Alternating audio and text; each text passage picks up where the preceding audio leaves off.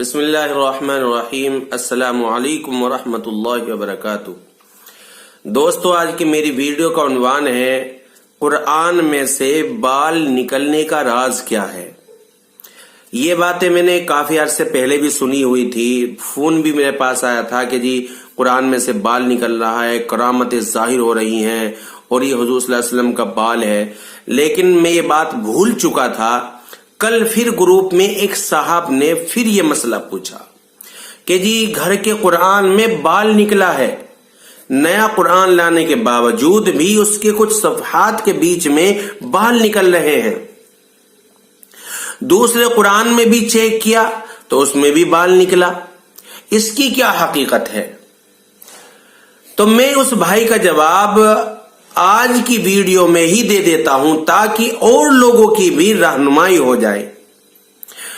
قرآن کریم میں بال ڈھونڈنے والی حماقت آج کل ہی سے شروع نہیں ہوئی، بلکہ یہ بدعقیدگی سالوں پرانی ہے۔ یاد رکھو، کوئی جگہ انسان کے جسم میں سے بالوں سے خالی نہیں ہے۔ سر کے بال ہو گئے، بھموں کے ہو گئے، مونچھ کے ہو گئے، داڑھی کے ہو گئے، اور بدن کے ہزاروں لاکھوں بالوں میں سے نہ معلوم روز اور کتنے بال گرتے ٹوٹتے ہیں، منڈوائے جاتے ہیں اور کتروائے جاتے ہیں، وہ ہوا میں اڑ کر ادھر ادھر گھس جاتے ہیں۔ قرآن شریف برسوں سے پڑھے جاتے ہیں، پڑھائے جاتے ہیں اور گھنٹوں کھلے رہتے ہیں۔ ان میں گھر میں گرے ہوئے بال ہوا سے اڑ کر اور پڑھنے والوں کے سر کے بال کھجلانے سے ٹوٹ کر گرتے ہیں اور برسوں اوراق کی تہ میں دبے رہتے ہیں۔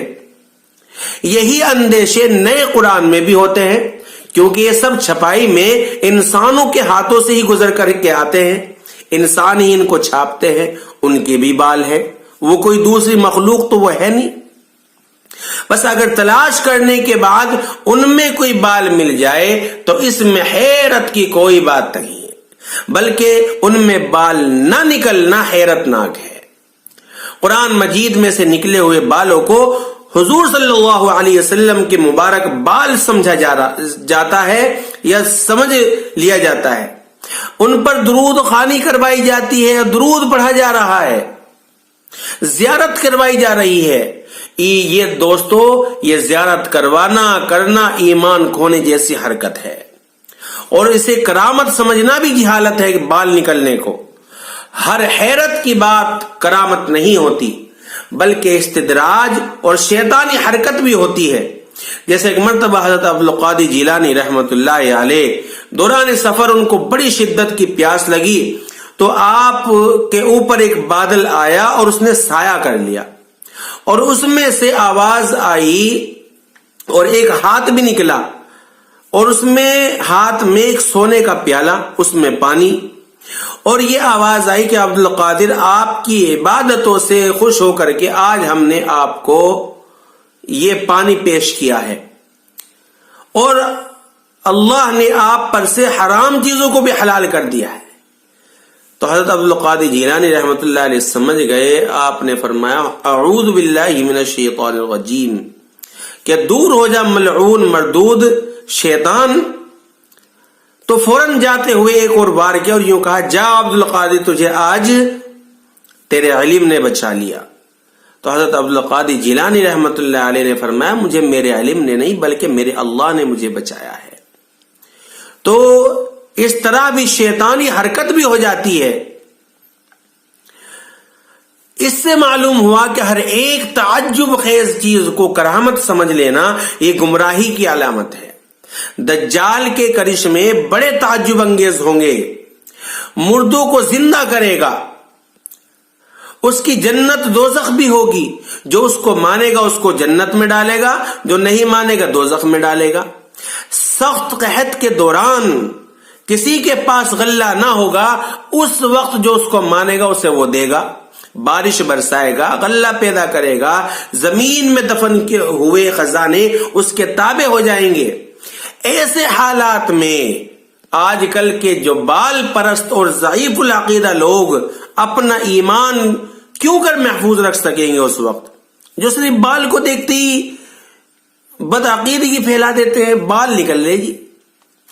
ایمان اور عقیدے کی سلامتی کے لیے حضرت عمر فاروق رضی اللہ تعالیٰ نے ایک مقدس تاریخی درخت جس کا ذکر قرآن مجید میں بھی ہے، محض اس لیے کٹوا دیا تھا کہ لوگ اس کی زیارت کے لیے بڑے اہتمام کے ساتھ آتے تھے۔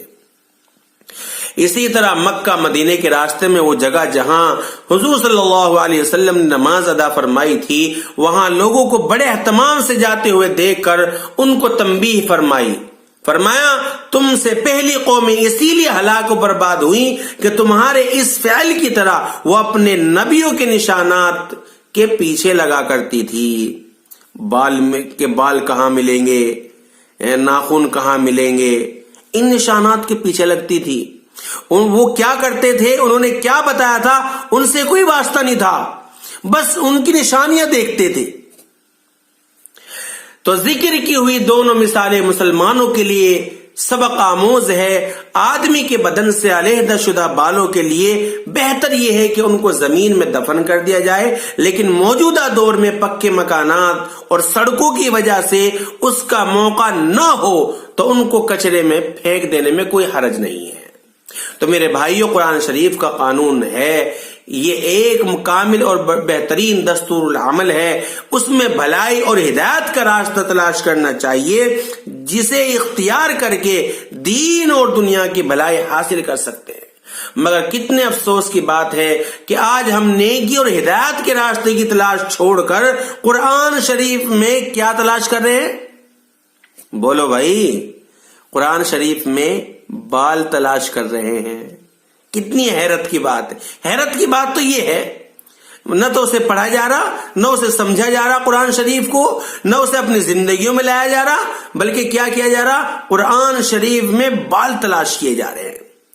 دیکھو بھائی، یہ نیا قرآن ہے، اس میں بھی بال مل سکتا ہے، اور اگر اتفاق سے کوئی بال نکل آتا ہے تو اس کی پرستش میں لگ جاتے ہیں۔ معاذ اللہ، معاذ اللہ، کتنے افسوس کا مقام ہے۔